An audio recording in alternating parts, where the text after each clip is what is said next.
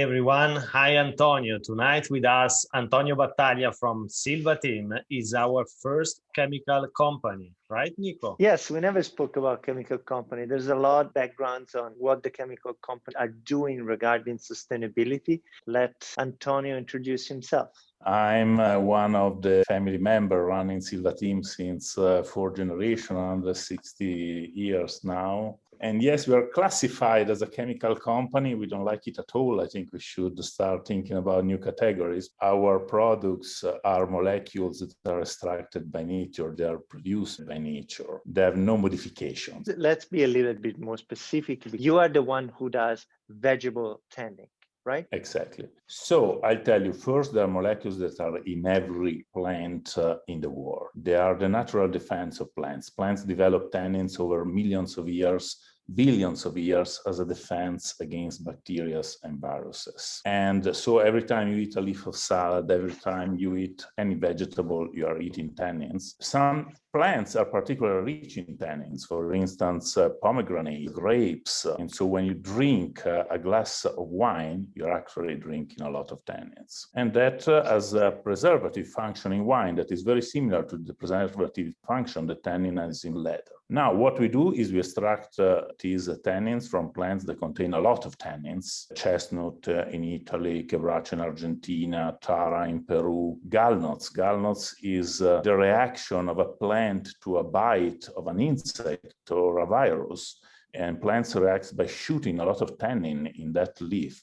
And that creates those pebbles of wood on leaves that are one of the most rich materials in nature of tannin. And we extract it. We use it to, for instance, to filter champagne, but also to tan hides. We are the main producer in the world of tannins for wine. They used to be used a lot when synthetic chemistry wasn't available. Then for many years, it was an industry in decline because it was substituted for cost effectiveness by synthetic substitute or from metallic substitute. No, in leather, the most obvious case is chrome tanning. Are those forests where you harvest QUEBRACHO, mimosa, or wherever certified? The short question is yes. Since a few years, we are certified PFC. Tara comes from plantations, from cultivations. So that's obviously, and it's a pod, it's not a tree. So that's obviously renewable. Gallnut is a sickness that you take out from dead leaves. So I would say that that also is actually a help to the plant. CHESTNUT and QUEBRACHO, you actually get the tannin from the trunk of the trees. 10 years ago, we started working with local universities and local authorities to study better the cycle and prove it scientifically. And the numbers that came out were really impressive. Like in the little region where we were operating, we could cut up to 10, 20 times more trees in a sustainable way. If you don't clean it up, they're very subject to sicknesses. So actually cutting them regularly renews them. We don't really cut and kill the chestnut tree. The chestnut tree, when you cut it, it reshoots from the base. It grows extremely fast again because it uses roots that are hundreds of years old. So if you were to plant a new plant of chestnut, it will take 80 years before you could cut it down again. Growing back from the same roots, it takes 20 years. They're all cut according to procedure, according to permits. You need to leave one big tree every 10, 15 meters so that it keeps cover for the birds. We certified our production PFC. For wild cultivation is not obvious because you need to certify that all the process of growing the forest during the 20, 30 years is done accordingly to a proper management of the forest. Today is about 20% in growing. At this moment, we use the PFC certified ester for the Ecotan certified leather. Leather that complies to a lot of different criteria, among which it must be produced with PFC certified tannins. The next step when we go to the tannery and when we tan with these vegetable tannins, are there other agents in the tanning process that are more dangerous, more polluting? So we're talking about a system where tanneries and the producer of tannin solution like us need to improve and bring themselves much ahead of the legislation. We don't want products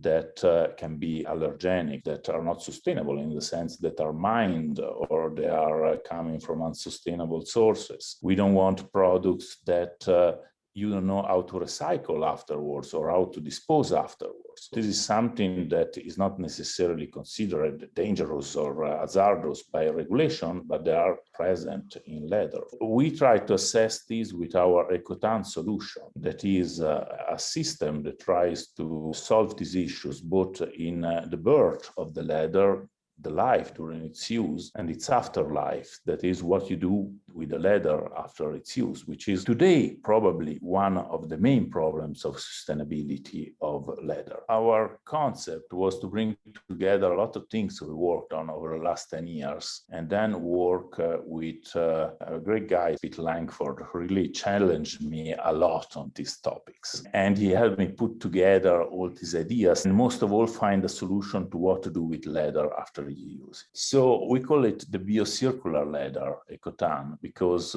first, it's based fundamentally on natural tannins to tan. Is it based only on natural tannins? No. It can. Some of our EcoTan leathers produced by our full veg partners, the classic full veg leather. This leather is not finished or is finished with a wax. It's tanned only with natural tannins. That leather, it's tanned completely with sustainable materials. But then, of course, we need the variety. So we came out with a solution where we use also synthetic tannins that are polymers that are deemed among the safest substances. We use finishing because we like colors, we like finishing touch on the leather, it's inevitable. But thanks with the association with a company, Biofin Leather from Tuscany, they came up with a range of finishing that are metal-free, free from hazardous materials, and recyclable in our system. How much are the certification important and how much is possible to certify?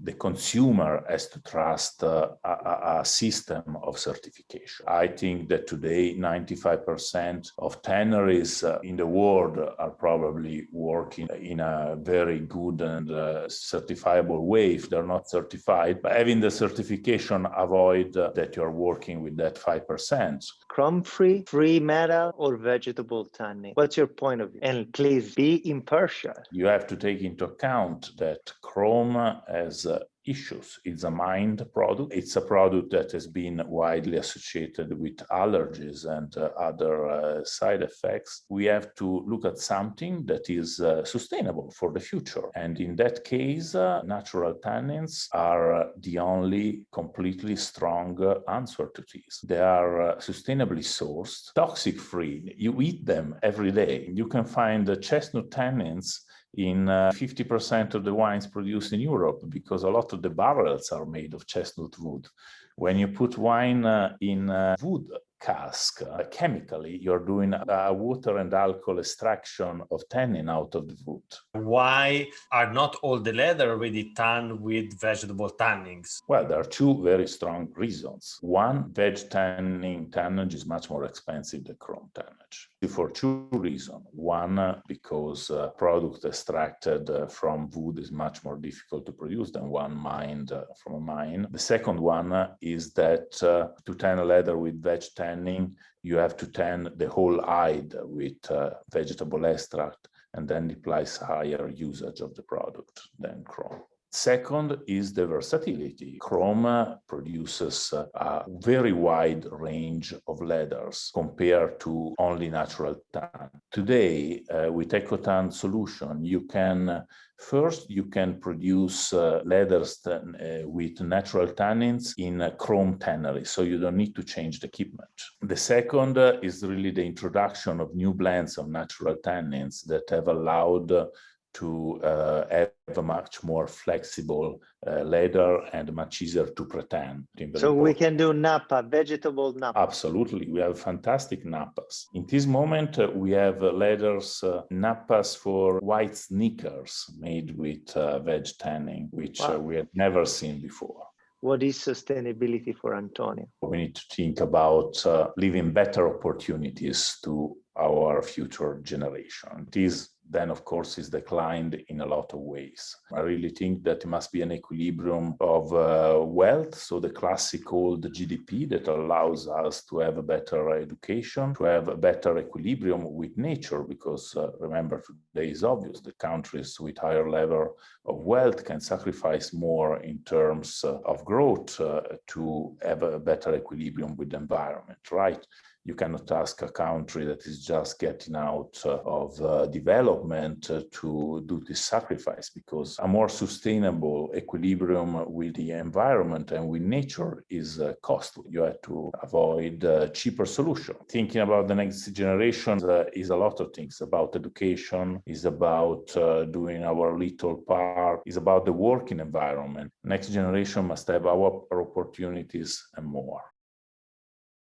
If you think about the limit of a sustainability of leather, which before you mentioned, one of the big issues, because I really feel Tannins have worked a lot. They still need to improve in communication, and now they're doing that. Since I started working 20 years ago, it's been a complete revolution. Today, Tannins is working in an extremely sustainable way in terms of pollution and systems of working and quality of environment of working. But what you do with leather after it's used, or even with the scraps, you know, when you cut leather to produce a shoe or a bag, you throw away 40, 50% of the leather that you have tanned. So what you do with that afterwards is the big question. And today what you do with that is either you burn it or you send it to the heap dump and you bury it. And that's, of course, is a horrible thing. Today, the frontier of sustainability is circularity. And you know, the circularity, you have various degrees of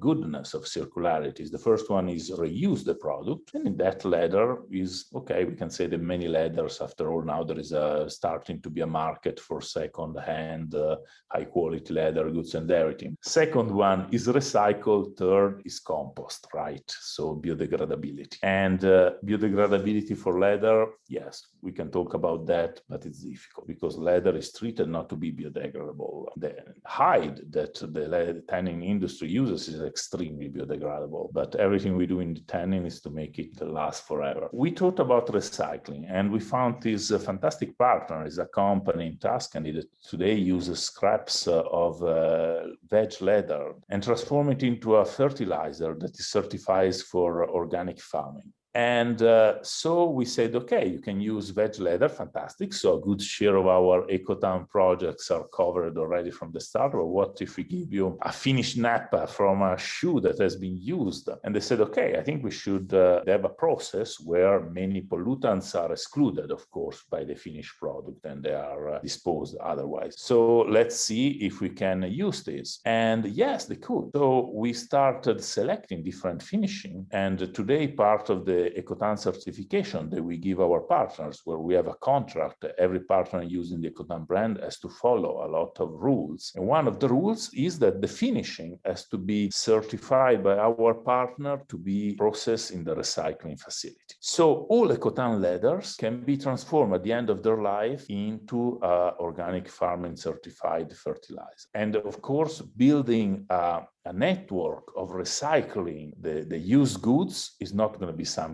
that you do in one day. It's going to take the effort of all the fashion brands, recycling facilities, and so on. Thank you very much, Antonio. Bye-bye. Our world is in trouble. Hotter summers, rising sea levels, our lands and oceans awash in plastic trash. Concerned consumers are looking for answers from the brands they love. However, most companies seem unable to answer the call. While our environmental concerns grow, brands continue to work from an old playbook that uses marginally improved versions of old materials. It's time for something different. Together with some of the world's best tanneries, we've developed a groundbreaking solution for creative thinkers looking to answer their customers' call. We've created a revolutionary leather better for you and the planet. We borrowed nature's wise and robust solution, tannins, that have been protecting plants for millions of years, applied human ingenuity, and created the first truly biocircular leather that has a proven path back to nature. From nature to leather to product to organic fertilizer and back again to nature, EcoTan leather is part of an infinite loop seamlessly merged with nature's cycle. Born at the tannery, EcoTan leather is safe, green and clean. Our unique process combines hides with natural tannins and biocircular polymers. No metals, no aldehydes, no dangerous substances. Like all great leather, EcoTan solutions are expressive, comfortable, and long-lasting. Our leather ups the game with tannages that wick moisture away quickly, actively fight odor in shoes, and keep a healthy biome intact. At the end of their life, both used leather and leather scraps from the factory can be transformed into valuable organic fertilizers, providing plants with the essential nutrients they need. We understand that completing the loop is the new standard for planet Earth. EcoTan, the world's first biocircular leather, is designed to meet that standard and be a key tool for brands looking to rise to the challenge. Shift to biocircular with EcoTan.